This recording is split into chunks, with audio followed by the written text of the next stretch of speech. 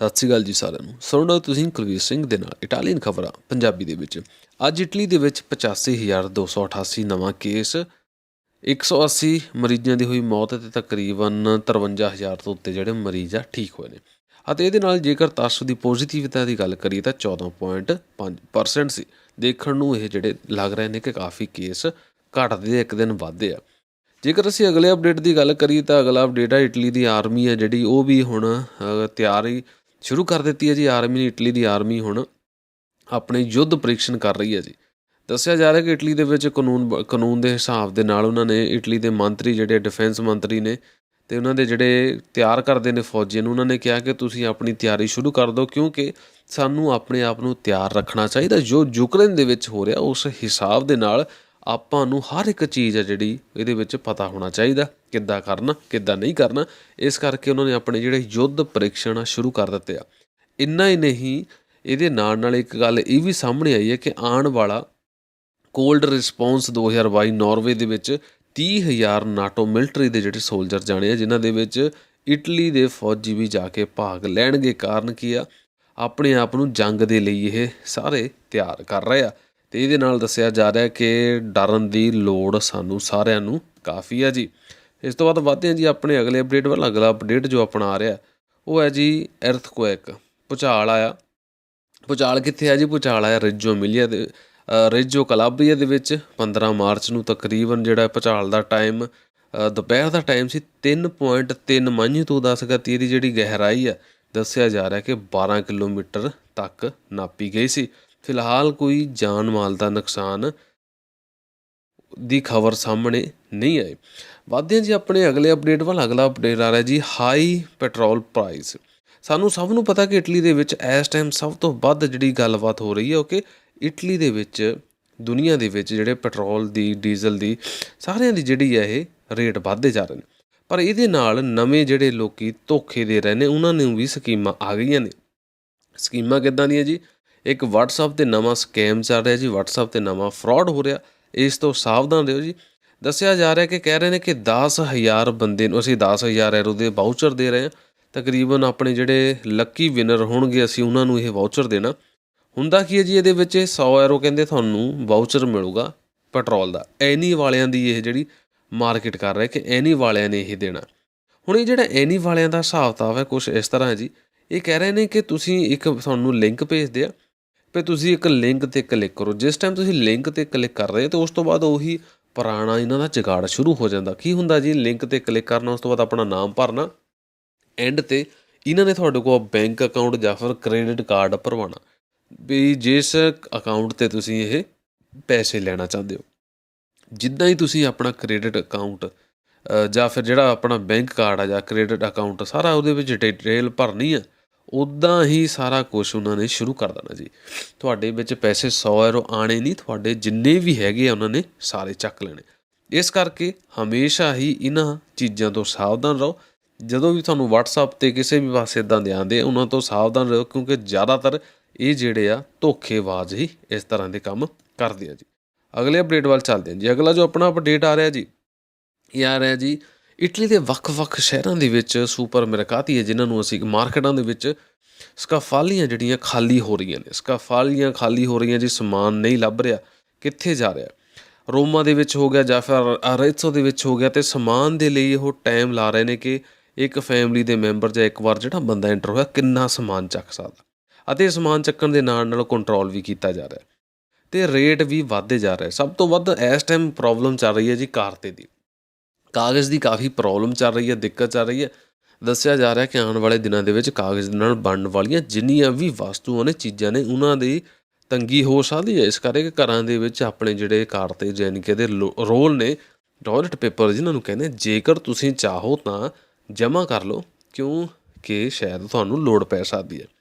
ਅਤੇ ਇਸ ਤੋਂ ਬਾਅਦ ਇਹ ਵੀ ਗੱਲ ਦੱਸੀ ਜਾ ਰਹੀ ਹੈ ਕਿ ਸਭ ਤੋਂ ਵੱਧ ਜੇ ਅਸੀਂ ਦੇਖੀਏ ਜੀ ਖੰਡ ਤੋਂ ਲੈ ਕੇ ਆਟਾ ਤੱਕ ਆ ਜਿਹੜਾ ਉਹ ਇਹਦੇ ਰੇਟ ਵੱਧਦੇ ਜਾ ਰਹੇ, ਲੋਕ ਚੱਕ ਰਹੇ ਆ। ਜੇ ਅਸੀਂ ਗੱਲ ਕਰੀਏ ਜੀ, ਦੱਸਿਆ ਜਾ ਰਿਹਾ ਕਿ ਜਿਹੜਾ ਆਟੇ ਦਾ ਰੇਟ 9% ਤੱਕ ਵੱਧ ਗਿਆ। ਪਰ ਸਾਡੇ ਏਰੀਏ ਦੇ ਵਿੱਚ ਜੇਕਰ ਇਟਲੀ ਦੀ ਗੱਲ ਕਰੀਏ ਤਾਂ ਜਿਹੜਾ ਪਹਿਲਾਂ 13 ਐਰੋ ਦਾ 25 ਕਿਲੋ ਦਾ ਆਟਾ ਆਉਂਦਾ ਸੀਗਾ, ਹੁਣ ਉਹੀ 18 ਐਰੋ ਤੱਕ ਚਲਾ ਗਿਆ। ਜੇਕਰ ਚੱਕੀ ਤੋਂ ਜਾ ਕਰ ਲਓ, ਦੁਕਾਨਾਂ 'ਤੇ ਰੇਟ ਹੋਰ ਵੀ ਵੱਧ ਗਏ ਹੋਣੇ ਆ ਜੀ। ਪਾਸਤਾ 12%, ਜਿਹੜੀ ਫਿਸ਼ ਵਾ ਮੱਛੀ ਜਿਹੜੀ ਆ ਉਹ ਤਕਰੀਬਨ 6%, ਅਤੇ ਬੁਰੋ ਜਿਹੜਾ ਮੱਖਣੀ ਆ ਮੱਖਣ ਵਗੈਰਾ ਇਹ ਤਕਰੀਬਨ 11% ਤੱਕ ਇਹਨਾਂ ਦੇ ਰੇਟ ਵੱਧ ਗਏ। ਜੇਕਰ ਗੱਲ ਕਰੀਏ ਐਰੋਸਪਿਨ ਦੀ, ਤੌਦਿਸ ਦੀ, ਕਾਰਫੂਰ ਦੀ, ਇਹਨਾਂ ਦੇ ਵਿੱਚ ਤਾਂ ਜਿਹੜੇ ਕਰੈਲੀ ਦੇ ਲਸਪੇਜ਼ਾ ਹੁੰਦੇ ਆ ਜਿਨ੍ਹਾਂ ਦੇ ਵਿੱਚ ਸਮਾਨ ਰੱਖ ਕੇ ਅਸੀਂ ਰੇਹੜੀਆਂ ਹੁੰਦੀਆਂ ਨੇ ਜਿਹੜੀਆਂ ਨੇ ਉਹ ਲੱਭਦੀਆਂ ਹੀ ਨਹੀਂ। ਕਿਉਂ ਨਹੀਂ ਲੱਭਦੀਆਂ? ਕਿਉਂਕਿ ਲੋਕਾਂ ਨੇ ਲੰਬੀਆਂ ਕਤਾਰਾਂ ਬਣਾਈਆਂ ਹੋਈਆਂ ਨੇ ਮਾਰਕੀਟਾਂ ਦੇ ਬਾਹਰ। ਦੱਸਿਆ ਜਾ ਰਿਹਾ ਕਿ ਇਹ ਸਭ ਨੂੰ ਦੇਖਦੇ ਹੋਏ 2020 ਦੀ ਸਿਚੁਏਸ਼ਨ ਸਾਰਿਆਂ ਨੂੰ ਯਾਦ ਆ ਰਹੀ ਹੈ ਜੀ।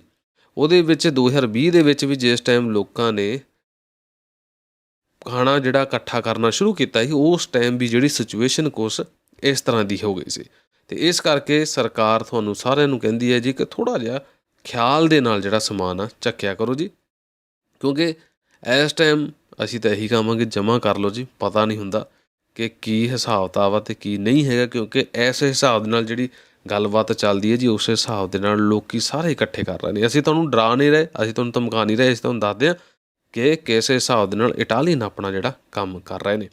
ਵੱਧਦੇ ਹਾਂ ਆਪਣੇ ਅਗਲੇ ਅਪਡੇਟ ਵੱਲ। ਜੇਕਰ ਅਗਲੇ ਅਪਡੇਟ ਦੀ ਗੱਲ ਕਰੀਏ, ਅਗਲਾ ਅਪਡੇਟ ਆ ਰਿਹਾ ਜੀ ਇਟਲੀ ਦੇ ਵਿੱਚ ਜਿਹੜੇ ਬੋਰਡ ਦੇ ਪੇਪਰ ਪੈਂਦੇ ਆ। ਬੋਰਡ ਦੇ ਪੇਪਰ ਜਿਨ੍ਹਾਂ ਨੂੰ ਇਟਾਲੀਅਨ ਦੇ ਵਿੱਚ ਮਤੁਰੀਤਾ ਵੀ ਕਿਹਾ ਜਾਂਦਾ। 2022 ਦਾ ਜਿਹੜਾ ਮਤੁਰੀਤਾ ਆ ਇਹਦੇ 'ਤੇ ਕਾਫੀ ਵਾਰ ਕੋਈ ਨਾ ਕੋਈ ਨਵੀਆਂ ਜਿਹੜੀਆਂ ਗੱਲਾਂ ਬਾਤਾਂ ਕੀਤੀਆਂ ਜਾਂਦੀਆਂ ਸਨ ਕਿ ਇਹ ਇੱਦਾਂ ਦਾ ਹੋਣਾ, ਇਹ ਉੱਦਾਂ ਦਾ ਹੋਣਾ, ਜਾਂ ਫਿਰ ਇਹ ਇਸ ਤਰ੍ਹਾਂ ਦਾ ਹੋਣਾ। ਪਰ 2022 ਦੇ ਵਿੱਚ ਜਿਹੜੇ ਬੋਰਡ ਦੇ ਪੇਪਰ ਇਟਲੀ ਦੇ ਵਿੱਚ ਪੈਣੇ, ਦੱਸਿਆ ਜਾ ਰਿਹਾ ਕਿ 5 ਲੱਖ ਸਟੂਡੈਂਟ ਆ ਜਿਨ੍ਹਾਂ ਦਾ ਸਾਲ ਖਤਮ ਹੋਣਾ ਬੋਰਡ ਦੇ ਪੇਪਰ ਵਾਲਿਆਂ ਦਾ। 22 ਜੂਨ 2022 ਤੋਂ ਸਵੇਰੇ 8:30 ਵਜੇ ਪਹਿਲਾ ਪ੍ਰੋਵਾ ਸਕ੍ਰਿਤਾ ਹੋਣਾ ਜੋ ਕਿ ਇਟਾਲੀਅਨ ਦੇ ਵਿੱਚ ਹੋਊਗਾ। ਉਸ ਤੋਂ ਬਾਅਦ 23 ਜੂਨ 2022 ਨੂੰ ਸੈਕੰਡ ਜਿਹੜਾ ਸੈਕੁੰਦਾ ਪ੍ਰੋਵਾ ਹੋਣਾ ਉਹ ਵੀ ਸਕ੍ਰਿਤਾ ਹੋਣਾ, ਲਿਖਤੀ ਰੂਪ ਦੇ ਵਿੱਚ ਹੋਣਾ। ਅਤੇ ਇਹਦੇ ਵਿੱਚ ਡਿਪੈਂਡ ਕਰਦਾ ਜੀ ਕਿਹੜਾ ਕਿਸ ਸੈਕਟਰ ਦੇ ਵਿੱਚ ਤੁਸੀਂ ਹੋ, ਕਿਸ ਸਕੂਲ ਦੇ ਵਿੱਚ ਆ ਤੁਸੀਂ, ਕਲਾਸਿਕੋ ਆ, ਲਤੀਨੋ ਦੇ ਵਿੱਚ ਆ, ਜਿਹੜੇ ਵੀ ਸਕੂਲ ਦੇ ਵਿੱਚ ਹੈਗੇ ਆ ਜੀ ਉਸ ਹਿਸਾਬ ਦੇ ਨਾਲ ਜਿਹੜੇ ਤੁਹਾਨੂੰ ਆ ਪ੍ਰੋਵੇ ਆਉਣੇ ਆ। ਐਗਜ਼ਾਮਪਲ ਦੀ ਜੇਕਰ ਅਸੀਂ ਗੱਲ ਕਰਦੇ ਹਾਂ, ਜੇਕਰ ਕੋਈ ਬੰਦਾ ਕਲਾਸੀਕਲ ਦੇ ਵਿੱਚ ਹੋਵੇ ਤਾਂ ਉਹਨੂੰ ਲਤੀਨੋ ਦਾ ਆ ਸਕਦਾ। ਜੇਕਰ ਬੰਦਾ ਦੂਸਰੇ ਦੇ ਵਿੱਚ ਹੋਵੇ ਤਾਂ ਉਹਨਾਂ ਨੂੰ ਮੈਥ ਦੇ ਆ ਸਕਦੇ, ਸਾਇੰਸ ਦਾ ਆ ਸਕਦਾ, ਇਕੋਨਮਿਕਸ ਦਾ ਆ ਸਕਦਾ। ਡਿਪੈਂਡ ਕਰਦਾ ਜੇਕਰ ਬੰਦਾ ਇੰਸਟੀਟਿਊਟੋ ਟੈਕਨੀਕੋ ਦੇ ਵਿੱਚ ਆ, ਲਿਚੇਓ ਦੇ ਵਿੱਚ ਆ ਜਾਂ ਟੈਕਨੀਕੋ ਦੇ ਵਿੱਚ ਆ। ਇਹ ਸਭ ਜਿਹੜਾ ਤੁਹਾਡੇ ਜਿਹੜੇ ਸਕੂਲ ਆ ਜਿਨ੍ਹਾਂ ਦੇ ਵਿੱਚ ਤੁਸੀਂ ਲੱਗੇ ਆ ਉਹਨਾਂ ਨੇ ਹੀ ਡਿਸਾਈਡ ਕਰਨਾ ਜੀ ਕਿ ਜਿਹੜਾ ਪੇਪਰ ਆ ਬਾਅਦ ਵਿੱਚ ਕਿਹੜਾ ਆਉਣਾ ਜੀ। ਉਸ ਤੋਂ ਬਾਅਦ ਵੱਧਦੇ ਹਾਂ ਜੀ ਆਪਣੇ ਅਗਲੇ ਅਪਡੇਟ ਵੱਲ। ਅਗਲਾ ਅਪਡੇਟ ਹੁਣ ਇਸ ਟਾਈਮ ਜਿਹੜੇ ਚੱਲ ਰਹੇ ਇਸ ਤੋਂ ਬਾਅਦ ਤਾਂ ਜੀ ਸਿਰਫ ਰਸ਼ੀਆ ਅਤੇ ਯੂਕਰੇਨ ਦੇ ਹੀ ਅਪਡੇਟ ਨੇ। ਅੱਜ ਜੇਕਰ ਜੰਗ ਦੀ ਗੱਲ ਕਰੀਏ ਤਾਂ ਜੰਗ ਦਾ 19ਵਾਂ ਦਿਨ ਆ, ਅਤੇ 19ਵੇਂ ਦਿਨ ਦੀ ਜੇ ਅਸੀਂ ਗੱਲ ਕਰੀਏ ਰਸ਼ੀਆ ਅਤੇ ਯੂਕਰੇਨ ਦੇ ਵਿੱਚ ਇੱਕ ਵਾਰ ਫਿਰ ਗੱਲਬਾਤ ਹੋਣੀ ਸ਼ੁਰੂ ਹੋ ਗਈ ਹੈ। ਅਤੇ ਦੱਸਿਆ ਜਾ ਰਿਹਾ ਕਿ ਸੁਣਨ ਦੇ ਵਿੱਚ ਆ ਰਿਹਾ ਕਿ ਗੱਲਬਾਤ ਬਹੁਤ ਵਧੀਆ ਤਰੀਕੇ ਦੇ ਨਾਲ ਚੱਲ ਰਹੀ ਹੈ ਅਤੇ ਕਾਫੀ ਹੱਦ ਤੱਕ ਲੱਗ ਵੀ ਰਿਹਾ ਕਿ ਇਹਨਾਂ ਦੇ ਜਿਹੜੇ ਸਮਝੌਤੇ ਹੋ ਜਾਣਗੇ। ਅਤੇ ਉਸ ਤੋਂ ਬਾਅਦ ਇਹ ਵੀ ਦੱਸਿਆ ਜਾ ਰਿਹਾ ਕਿ ਕੀਵ ਦੇ ਵਿੱਚ ਕਰਫਿਊ ਲੱਗ ਗਿਆ। ਕੀਵ ਦੇ ਵਿੱਚ ਉਹਨਾਂ ਨੇ ਕਰਫਿਊ ਲਾਤਾ। ਕਾਰਨ ਕੀ ਹੈ ਜੀ? ਕਿਉਂਕਿ ਉੱਥੇ ਲਗਾਤਾਰ ਜਿਹੜੇ ਬੰਬ ਧਮਾਕੇ ਵਿਸਫੋਟ ਸਾਰਾ ਕੁਛ ਹੋ ਹੀ ਜਾ ਰਿਹਾ। ਉਸ ਤੋਂ ਬਾਅਦ ਹੋਰ ਕੁਛ ਅਪਡੇਟ ਆਉਣ, ਜਿੱਦਾਂ ਕਿ ਇੱਕ ਬੜਾ ਅਪਡੇਟ ਇਹ ਵੀ ਚੱਲ ਰਿਹਾ ਜੀ ਕਿ ਉੱਥੇ ਕੁਛ ਜਿਹੜੇ ਨਿਊਜ਼ ਚੈਨਲ ਆ ਇਹਨਾਂ ਦੇ ਜਿਹੜੇ ਪੱਤਰਕਾਰ ਨੇ ਉਹਨਾਂ ਦੀ ਮੌਤ ਹੋ ਗਈ ਹੈ। ਪਰ ਉਸ ਤੋਂ ਬਾਅਦ ਜੇਕਰ ਅਸੀਂ ਰਸ਼ੀਆ ਦੀ ਗੱਲ ਕਰੀਏ, ਰਸ਼ੀਆ ਦੇ ਵਿੱਚ ਦੱਸਿਆ ਜਾ ਰਿਹਾ ਕਿ ਉਹਨਾਂ ਦੇ ਜਿਹੜੇ ਐਕਸਟਰਨਲ ਅਫੇਅਰ ਵਾਲੇ ਹੁੰਦੇ ਆ ਰਸ਼ੀਆ ਦਾ ਜਿਹੜਾ, ਉਹਨਾਂ ਨੇ ਕਿਆ ਕਰਤਾ ਜੀ, ਜੋ ਬਾਈਡਨ ਨੂੰ ਜੋ ਕਿ ਪ੍ਰੈਜ਼ੀਡੈਂਟ ਨੇ ਅਮਰੀਕਾ ਦੇ, ਅਤੇ ਜੋ ਕਿ ਉੱਥੇ ਦੇ ਸੈਕਟਰੀ ਨੇ ਉਹਨਾਂ ਨੂੰ ਐਂਥਨੀ ਬਲਿੰਕਨ ਇਹਨਾਂ ਨੂੰ ਬਾਈਕਾਟ ਕਰਤਾ ਜੀ। ਰਸ਼ੀਆ ਦੇ ਵਿੱਚ ਐਂਟਰੀ ਨਹੀਂ ਹੈਗੀ ਅਮਰੀਕਾ ਦੇ ਪ੍ਰੈਜ਼ੀਡੈਂਟ ਅਤੇ ਉੱਥੇ ਦੇ ਸੈਕਟਰੀ ਦੇ। ਇਹ ਜਿਹੜੀ ਗੱਲ ਆ ਇਸ ਟਾਈਮ ਰਸ਼ੀਆ ਦੇ ਵਿੱਚ ਬਹੁਤ ਜ਼ੋਰਾਂ ਸ਼ੋਰਾਂ 'ਤੇ ਚੱਲ ਰਹੀ ਹੈ ਜੀ। ਉਸ ਤੋਂ ਬਾਅਦ ਵੱਧਦੇ ਹਾਂ ਜੀ ਆਪਣੇ ਅਗਲੇ ਅਪਡੇਟ ਨੂੰ। ਉਸ ਤੋਂ ਬਾਅਦ ਦੱਸਿਆ ਜਾ ਰਿਹਾ ਕਿ ਰਸ਼ੀਆ ਨੇ ਕਾਫੀ ਹੱਦ ਤੱਕ ਗਾਹ ਪਾ ਦਿੱਤਾ ਜੀ। ਉਸ ਤੋਂ ਬਾਅਦ ਦੱਸਿਆ ਜਾ ਰਿਹਾ ਕਿ ਰੋਬਰਟੋ ਸਪੈਰਾਂਸਾ ਜੀ ਵੀ ਕਹਿ ਰਹੇ ਨੇ ਕਿ ਇਟਲੀ ਦੇ ਵਿੱਚ ਜਿੰਨੇ ਵੀ ਯੂਕਰੇਨ ਤੋਂ ਬੰਦੇ ਆ ਰਹੇ ਨੇ ਇਹਨਾਂ ਦੀਆਂ ਚੈਕਿੰਗਾਂ ਕਰਨੀਆਂ ਬਹੁਤ ਹੀ ਜ਼ਿਆਦਾ ਜ਼ਰੂਰੀ ਹੈ। ਇਹਨਾਂ ਦੇ ਕੋਵਿਡ ਦੇ ਟੀਕੇ ਲੱਗੇ ਹੋਏ ਨੇ, ਜੇਕਰ ਨਹੀਂ ਲੱਗੇ ਹੋਏ ਤਾਂ ਫਿਰ ਉਸ ਹਿਸਾਬ ਦੇ ਨਾਲ ਇਹਨਾਂ ਦੇ ਟੀਕਾਕਰਨ ਛੇਤੀ ਤੋਂ ਛੇਤੀ ਕੀਤਾ ਜਾਵੇ। ਜੋ ਬਾਈਡਨ ਜੋ ਕਿ ਅਮਰੀਕਾ ਦੇ ਪ੍ਰੈਜ਼ੀਡੈਂਟ ਨੇ ਦੱਸਿਆ ਜਾ ਰਿਹਾ ਕਿ ਯੂਰਪ ਦੀ ਜੋ ਅਗਲੇ 24-25 ਮਾਰਚ ਨੂੰ ਜਿਹੜੀ ਮੀਟਿੰਗ ਹੋਣੀ ਹੈ ਬਰੁਸੈਲਸ ਦੇ ਵਿੱਚ, ਉਹਦੇ ਵਿੱਚ ਜੋ ਬਾਈਡਨ ਨੇ ਵੀ ਹਿੱਸਾ ਲੈਣਾ ਜੀ। ਉਸ ਤੋਂ ਬਾਅਦ ਇਸ ਤੋਂ ਰਸ਼ੀਆ ਦੇ ਵਿੱਚ ਜਿਹੜੇ ਵੀ ਪੁਤਿਨ ਦੇ ਖਿਲਾਫ ਬਿਆਨ ਦੇ ਰਹੇ ਨੇ ਜਾਂ ਉਹਦੇ ਖਿਲਾਫ ਗੱਲਬਾਤ ਕਰ ਰਹੇ ਨੇ ਜੀ, ਉਹਨਾਂ ਸਾਰਿਆਂ ਦੇ ਖਿਲਾਫ ਜਾਂ ਤਾਂ ਉਹਨਾਂ ਨੂੰ ਜੇਲ੍ਹ 'ਚ ਕੀਤਾ ਜਾ ਰਿਹਾ ਜਾਂ ਫਿਰ ਉਹਨਾਂ ਨੂੰ ਜੁਰਮਾਨੇ ਕੀਤੇ ਜਾ ਰਹੇ ਨੇ। ਅਤੇ ਫੋਕਸ ਨਿਊਜ਼ ਦੀ ਅਸੀਂ ਗੱਲ ਕਰ ਰਹੇ ਹਾਂ। ਜਰਨਲਿਸਟ ਸੀ, ਇੱਕ ਪੱਤਰਕਾਰ ਸੀ ਜਿਸ ਦੀ ਯੂਕਰੇਨ ਦੇ ਵਿੱਚ ਮੌਤ ਹੋਈ ਹੈ। ਅਤੇ ਉਸ ਤੋਂ ਬਾਅਦ ਜੇਕਰ ਗੱਲ ਕਰੀਏ ਰਿਪਬਲਿਕਾ ਚੇਕਾ ਅਤੇ ਪੋਲੈਂਡ ਔਰ ਸਲੋਵੇਨੀਆ, ਇਹਨਾਂ ਦੇ ਜਿਹੜੇ ਪ੍ਰਧਾਨ ਮੰਤਰੀ ਨੇ, ਪ੍ਰੀਮੀਅਰ ਨੇ, ਇਹ ਸਾਰੇ ਯੂਕਰੇਨ ਦੇ ਵਿੱਚ ਕੀਵ ਸ਼ਹਿਰ ਦੇ ਵਿੱਚ ਗਏ ਨੇ। ਅਤੇ ਜਿਸ ਕਰਕੇ ਉੱਥੇ ਫਿਰ ਜਿਹੜਾ ਕਰਫਿਊ ਵੀ ਲਾਇਆ ਗਿਆ, 36 ਘੰਟੇ ਦਾ ਕਰਫਿਊ ਲੱਗ ਗਿਆ ਜੀ ਅੱਜ ਸ਼ਾਮ ਤੋਂ ਉੱਥੇ, ਤਾਂ ਜੋ ਕੋਈ ਵੀ ਬੰਦਾ ਘਰਾਂ ਤੋਂ ਬਾਹਰ ਨਾ ਨਿਕਲੇ। 16 ਮੰਜ਼ਲੀ ਜਿਹੜੀਆਂ ਬਿਲਡਿੰਗਾਂ ਨੇ ਜੀ, ਉਹਨਾਂ ਦੇ ਵਿੱਚ ਬੰਬ ਸਿੱਟੇ ਨੇ, ਅੱਗ ਲੱਗੀ ਹੈ ਉਹਨਾਂ ਨੂੰ, ਅਤੇ 3 ਬੰਦਿਆਂ ਦੀ ਮੌਤ ਹੋਈ ਹੈ। ਸਵੇਰੇ 6 ਵਜੇ, ਸਵੇਰੇ 7 ਵਜੇ ਉੱਥੇ ਅਲਾਰਮ ਵੱਜਿਆ ਕਿ ਬੰਬ ਆ ਰਹੇ ਨੇ, ਅਤੇ ਜਿਸ ਕਰਕੇ ਉਹਨਾਂ ਨੇ ਭੱਜ ਦੌੜ ਮਚ ਗਈ। ਉਸ ਤੋਂ ਬਾਅਦ ਇੰਗਲੈਂਡ ਨੇ ਤਕਰੀਬਨ 350 ਰਸ਼ੀਅਨ ਬੰਦੇ ਆ ਜਿਹੜੇ ਤਕਰੀਬਨ ਜ਼ਿਆਦਾ ਜਾਂ ਉੱਥੇ ਕੰਮ ਕਰ ਰਹੇ ਜਾਂ ਉਹਨਾਂ ਦੇ ਨਾਲ ਲਿੰਕ 'ਚ ਨੇ, ਉਹਨਾਂ ਨੂੰ ਜੁਰਮਾਨਾ ਕੀਤਾ ਜੀ। ਉਸ ਤੋਂ ਬਾਅਦ ਇਹ ਵੀ ਦੱਸਿਆ ਜਾ ਰਿਹਾ ਕਿ ਬਹੁਤ ਸਾਰੀਆਂ ਜਿਹੜੀਆਂ UNO ਕਹਿ ਰਿਹਾ ਰਸ਼ੀਆ ਨੂੰ, UNO ਨੇ ਰਸ਼ੀਆ ਨੂੰ ਕਿਹਾ ਕਿ ਜਿਹੜੀ ਜਰਨਲਿਸਟ ਤੁਹਾਡੇ ਖਿਲਾਫ ਗਲਤ ਵੀ ਰਿਪੋਰਟ ਕਰ ਰਹੇ, ਉਹਨਾਂ ਨੂੰ ਜੇਲ੍ਹ ਵਿੱਚ ਦੇਣਾ ਜਾਂ ਉਹਨਾਂ ਸਿਰ ਕੇਸ ਕਰਨਾ ਜਾਂ ਉਹਨਾਂ ਨੂੰ ਜੁਰਮਾਨੇ ਕਰਨਾ, ਇਹ ਬਹੁਤ ਹੀ ਗਲਤ ਗੱਲ ਹੈ। ਇਸ ਤੋਂ ਬਾਅਦ ਫਿਲਹਾਲ ਇਹ ਕਿਸੇ ਵੀ ਸਿੱਟੇ 'ਤੇ ਨਹੀਂ ਪਹੁੰਚੇ। ਹਾਂਜੀ, ਇਹ ਸਿੱਟਾ ਜ਼ਰੂਰ ਆ ਗਿਆ ਕਿ ਇਟਲੀ ਵੀ ਆਪਣੀਆਂ ਜਿਹੜੀਆਂ ਤਿਆਰੀਆਂ ਕੱਸਣ ਲੱਗ ਗਿਆ। ਇੱਕ ਪਾਸੇ ਲੱਗ ਰਿਹਾ ਸੀ ਕਿ ਸ਼ਾਇਦ ਇਹਨਾਂ ਦੀ ਜੰਗ ਮੁੱਕ ਜਾਣੀ ਹੈ, ਪਰ ਜਿਸ ਹਿਸਾਬ ਦੇ ਨਾਲ ਸਾਰੇ ਦੇਸ਼ ਹੁਣ ਤਿਆਰੀਆਂ ਕਰਨੀਆਂ ਸ਼ੁਰੂ ਕਰ ਲਏ ਆ, ਉਸ ਹਿਸਾਬ ਦੇ ਨਾਲ ਲੱਗ ਨਹੀਂ ਰਿਹਾ ਕਿ ਜੰਗ ਛੇਤੀ ਮੁੱਕੂਗੀ। ਕਿਸੇ ਪਾਸੇ ਇਹ ਵੀ ਗੱਲਬਾਤ ਚੱਲ ਰਹੀ ਹੈ ਕਿ ਇਹਨਾਂ ਦੋਹਾਂ ਦੇ ਵਿਚਕਾਰ ਜਿਹੜੀਆਂ ਗੱਲਾਂ ਬਾਤਾਂ ਹੋ ਰਹੀਆਂ ਨੇ, ਸਮਝੌਤੇ ਤਕਰੀਬਨ ਮਈ ਤੱਕ ਜਾ ਸਕਦੇ ਨੇ। ਜੇਕਰ ਇਸ ਤਰ੍ਹਾਂ ਹੀ ਸਮਝੌਤੇ ਮਈ ਤੱਕ ਜਾਣਗੇ ਤਾਂ ਇਟਲੀ ਦੇ ਵਿੱਚ, ਯੂਰਪ ਦੇ ਵਿੱਚ ਬਹੁਤ ਵੱਡੀ ਪ੍ਰੋਬਲਮ ਆ ਜਾਣੀ ਆ। ਕਿਹੜੀ ਜੀ? ਸਮਾਨ ਦੀ। ਅਨਾਜ ਹੋ ਗਿਆ ਜਾਂ ਫਿਰ ਕਾਗਜ਼ ਹੋ ਗਿਆ, ਇੱਦਾਂ ਦੀਆਂ ਬਹੁਤ ਸਾਰੀਆਂ ਚੀਜ਼ਾਂ ਨੇ। ਜਿੱਦਾਂ ਮੱਕੀ ਦਾ ਤੇਲ ਜੇ ਅਸੀਂ ਗੱਲ ਕਰੀਏ, ਇਟਲੀ ਦੇ ਵਿੱਚ ਜਿਹੜਾ ਛੱਲੀਆਂ ਦਾ ਜਿਹੜਾ ਤੇਲ ਆ ਬਹੁਤ ਛੇਤੀ ਮੁੱਕ ਰਿਹਾ ਅਤੇ ਪਿੱਛੇੋਂ ਆ ਨਹੀਂ ਰਿਹਾ। ਇਹ ਵੀ ਗੱਲ ਦੱਸੀ ਜਾ ਰਹੀ ਹੈ ਕਿ ਤਕਰੀਬਨ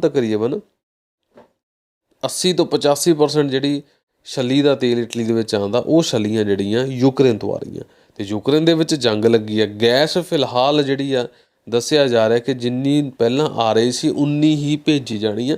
ਫਿਲਹਾਲ ਯੂਰਪ ਦੀ ਜਿਹੜੀ ਗੈਸ ਆ ਬੰਦ ਨਹੀਂ ਕੀਤੀ ਗਈ, ਪਰ ਸਰਕਾਰ ਹੁਣ ਇਸ ਟਾਈਮ ਯੂਰਪ ਦੀ ਸਰਕਾਰ ਸਾਰੀਆਂ ਗੱਲਬਾਤ ਕਰ ਰਹੀ ਹੈ ਕਿ ਨਿਊਕਲੀਅਰ ਪਲਾਂਟ ਤੋਂ ਇਲਾਵਾ ਵੀ ਜਿਹੜੀਆਂ ਬਿਜਲੀ ਗੈਸ ਪੈਦਾ ਕੀਤੀ ਜਾਣੀ ਚਾਹੀਦੀ ਹੈ, ਕੋਈ ਹੋਰ ਨਵੇਂ ਤਰੀਕੇ ਲੱਭਣੇ ਚਾਹੀਦੇ ਆ, ਕਿਉਂਕਿ ਇਸ ਤਰ੍ਹਾਂ ਨਹੀਂ ਤਾਂ ਜਿਹਦੇ ਹੱਥ ਦੇ ਵਿੱਚ ਇਹ ਮਟੀਰੀਅਲ ਪ੍ਰੀਮੇ ਨੇ, ਜਿੱਦਾਂ ਰੋ ਮਟੀਰੀਅਲ ਆ, ਉਹੀ ਸਾਰੀ ਦੁਨੀਆ ਦੇ ਉੱਤੇ ਕਮਾਂਡ ਕਰੂਗਾ। ਉਸ ਤੋਂ ਬਾਅਦ ਯੂਕਰੇਨ ਦੇ ਵਿੱਚ ਲੜਾਈ ਦੇ ਕਾਰਨ ਜਿਹੜਾ ਸ਼ੰਘਾਈ ਦਾ, ਚਾਈਨਾ ਦਾ ਵਿੱਚ ਵੀ ਕਾਫੀ ਮਾੜਾ ਹਾਲ ਹੋਇਆ, ਅਤੇ ਜਿਹੜਾ ਸ਼ੇਅਰ ਮਾਰਕੀਟ ਆ ਕਾਫੀ ਥੱਲੇ ਡਿੱਗੀ ਹੈ ਜੀ। ਚਾਈਨਾ ਤੋਂ ਰਸ਼ੀਆ ਨੇ ਚਾਈਨਾ ਦੀ ਮਿਲਟਰੀ ਤੋਂ ਮੰਗਿਆ ਸੀ ਹੱਥ ਕਿ ਤੁਹਾਡੀ ਫੌਜ ਮੈਨੂੰ ਚਾਹੀਦੀ ਆ ਅਤੇ ਮੈਨੂੰ ਦਿਓ। ਇਹ ਗੱਲ ਇੱਕ ਫੇਕ ਨਿਊਜ਼ ਸੀ ਜੋ ਕਿ ਕਿਸੇ ਨੇ ਇੱਦਾਂ ਹੀ ਨੈੱਟ 'ਤੇ ਫੈਲਾਤੀ ਸੀ, ਜਿਸ ਦਾ ਖੰਡਨ ਜਿਹੜੀ ਆ ਚਾਈਨਾ ਦੀ ਜਿਹੜੇ ਉਹਨਾਂ ਦੇ ਮੰਤਰੀ ਆ ਜਿਹੜੇ, ਉਹਨਾਂ ਨੇ ਵੀ ਕੀਤਾ ਕਿ ਇੱਦਾਂ ਦੀ ਕੋਈ ਗੱਲਬਾਤ ਨਹੀਂ ਸੀ, ਸਿਰਫ ਬਦਨਾਮ ਹੀ ਕੀਤਾ ਜਾ ਰਿਹਾ।